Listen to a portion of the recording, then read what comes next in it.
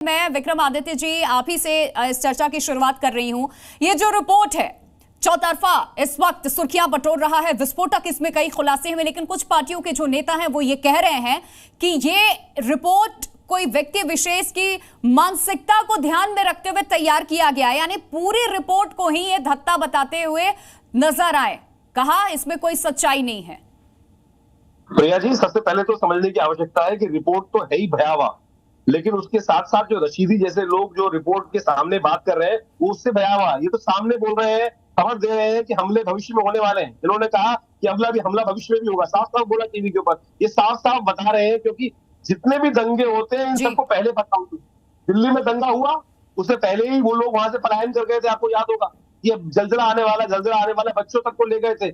रशीदी जैसे लोगों को, तमाम मौलानाओं को पता होता है कि अब कौन सा दंगे होने वाला है। रशीदी ने साफ साफ टीवी पे आके कह दिया कि दंगा होने वाला है। 17 दंगे कर चुके हैं, हिंदू टारगेट रहे, उसके अंदर हिंदुओं को मारा गया। अब लगातार और कितने दंगे करोगे? 45% से घटा के 15% आ दिया। अरे पाकिस्तान से ही बुरा हाल कर दिया। पाकिस्तान के अंदर आजादी के टाइम पर 15% हिंदू बचे थे, 2% रह गए। यहाँ पर उससे भी खतरनाक स्थिति मचा दी गई है। आप बताओ कितना परसेंट डेटोरेट कर दिया गया है। लोगों को मार मार के भगा रहे हैं। लोगों को जिस प्रकार से हर जगह जहां इनकी पॉकेट है, इनको कि हिंदू सामने हो जाए। और इतनी भयावह रिपोर्ट, इस रिपोर्ट को आप, ठीक है विक्रमादित्य हमारे साथ बने रहिए, राशिद शरीफ जी भी हमारे साथ हैं। इस रिपोर्ट को आप मानते हैं या नहीं मानते हैं? क्या मानेंगे मैडम, हर जगह दंगे। हाँ, ये तो अभी संबल में जो दंगा हुआ उसको भी मानते हैं या नहीं मानते हैं? मैं बात सिर्फ अभी संबल की कर रही हूँ क्योंकि संबल के रिपोर्ट के आधार पर ही मैं आपसे सवाल पूछ रही हूँ। मैं बिल्कुल मानता हूँ मैडम, जब तक ये बीजेपी ने एक्टिंग की, जब तक ये तमाशे खत्म होने वाले नहीं। ये लोग कुछ चाहिए, आजादी के बाद बीजेपी की सरकार थी, ये लोगों को चाहिए जी। आजादी के बाद बीजेपी की सरकार थी, आजादी के बाद से लेकर के अब तक का जिक्र उसमें हुआ है। जितने दंगे हुए 92 से लेके आज तक तो बीजेपी के सरकार में हुए हैं। आप मना कर ही नहीं सकते इसमें। आप ये अभी जो बोल रहे हैं कि मुसलमानों को पता है, मुसलमानों को, अरे भैया हम देश को चाहते तो है, हम ये बिल्कुल सोचते भी नहीं। हिंदू भाई हमारा है, देश हमारा है। इस तरीके की बातें जो बैठ के टीवी पे करते ना, आप लोगों को शर्म आना यार, बिल्कुल शर्म आना। दंगे होते कराते हैं आप लोग, दंगे आप लोग कराते, दंगे बैठ के जमा करके लोगों को, आप लोगों को ये इसका नतीजा, आप अगर देश से मोहब्बत करते, आप अगर देश से मोहब्बत करते, आप बिल्कुल तुम लोग तुम्हारी जो पार्टी है, गुंडों की पार्टी है, हिंदुस्तान के हालात गुंडागर्दी करोगे ना। अब वो जमाना क्या है कि हिंदू बर्दाश्त करता था और हिंदू। राशिद शरीफ जी देखिए, हिंदू हो या मुसलमान, कोई किसी के धर्म मजहब का यहाँ पर विरोध नहीं कर रहा। सबके जो विचार है, सोच है, सबका स्वागत हम करते हैं। लेकिन जो ये कुछ मुट्ठी भर लोग हैं जो आग फैलाने की कोशिश करते हैं, इनका इलाज तो होना चाहिए। और उसी बात का जिक्र अगर किसी रिपोर्ट में किया गया है, उस रिपोर्ट को आप सिरे से खारिज कर देंगे कि ये रिपोर्ट सच है ही नहीं, एक मानसिकता को ध्यान में रखते हुए तैयार की गई है। विशाल का मैं रुख कर रही हूँ, वापस फिर मैं आऊंगी क्योंकि अभी ये रिपोर्ट सार्वजनिक नहीं की गई है। कुछ इसके जो पॉइंट्स है वो लीक हुए हैं, कुछ बातें सामने आई है और वो विशाल के पास जानकारी मौजूद है। विशाल, इस रिपोर्ट में किन किन बातों का बड़ा ही स्पष्ट जिक्र किया गया है, बताइए एक बार फिर।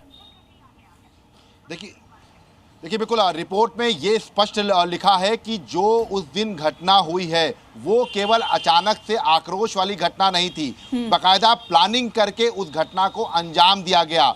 उससे पहले बाकायदा नारे लगाए गए, बाबरी मस्जिद का जिक्र किया गया। ये स्पष्ट कहा गया है उस रिपोर्ट में कि ये नारा लगाया गया कि जिस तरह से इन लोग ने बाबरी मस्जिद को गिराया था, उस तरह से हम अपनी मस्जिद को गिराने नहीं देंगे और ये मुल्क हमारा है और हम इसके मालिक हैं। इस तरह के शब्दों का प्रयोग किया गया था।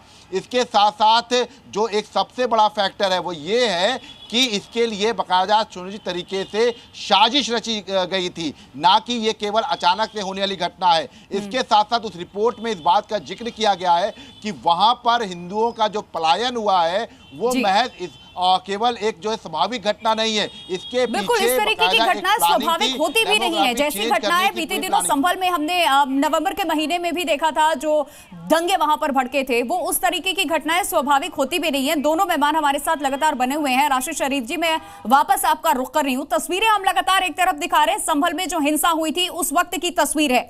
कौन अपने घर में पत्थर, रोड़े, इस तरीके की चीजें इकट्ठा करके रखता है? क्या आप रखते हैं?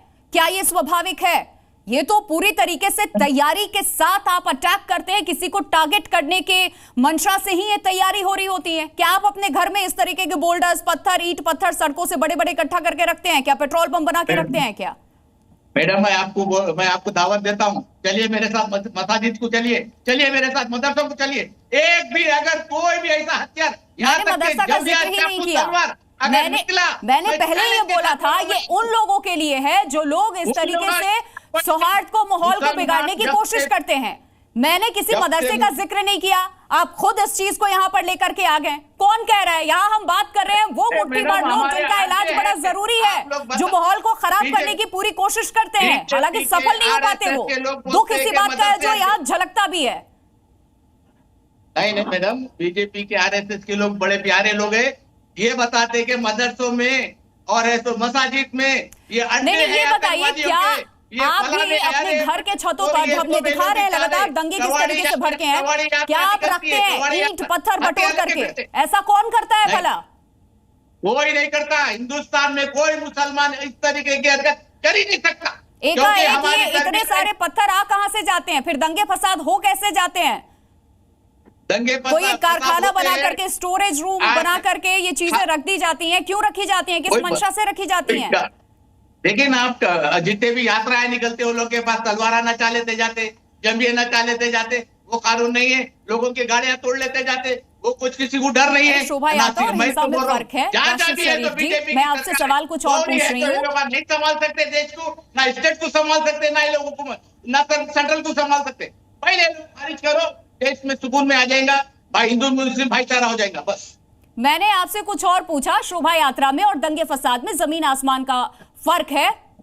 मैंने आपसे इस रिपोर्ट को लेकर के पूछा। तस्वीरें संभल की लगातार हम दिखा रहे हैं, इस पर मैंने पूछा कि ये इतने एकाएक लोग पत्थर कहां से बरसाने लग जाते हैं? क्या ये तैयारी नहीं होती है, बिना तैयारी के होती है? या कौन वो लोग हैं जो अपने घर में ईंट पत्थर सड़कों से उठा करके, बोल्डर्स उठा करके या पेट्रोल पंप तैयार करके लोग घरों में रखते हैं? आप आपकी एक टीम लगा के मुसलमानों के 100 घर में लेके जाओ, 100 घरों को लेके जाओ।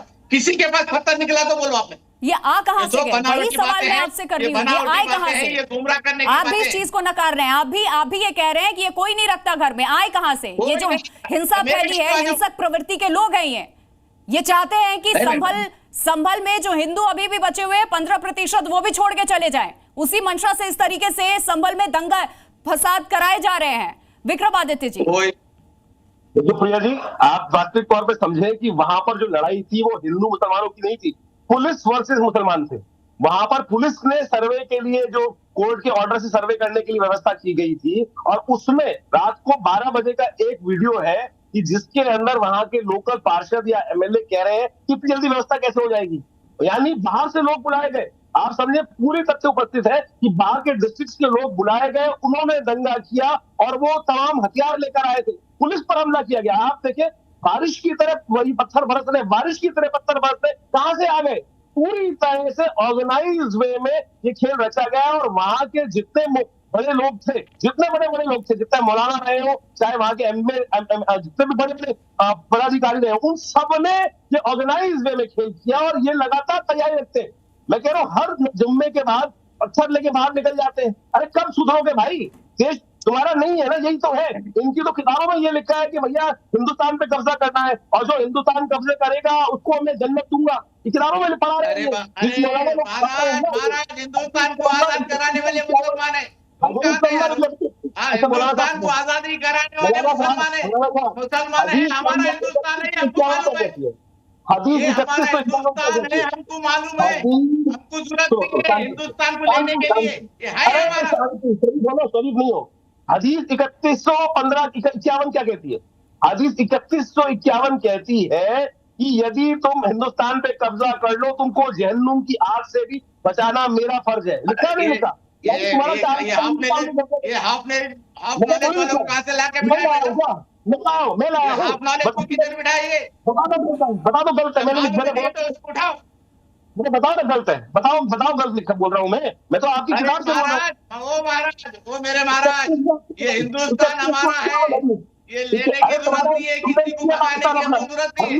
गलत मत है ना, ये गलत मत रहना, जितनी जल्दी ठीक है होती है। विक्रमादित्य जी, राशिद शरीफ, मैं वापस आपका रुख कर रही हूँ, वक्त हमारे पास कम है।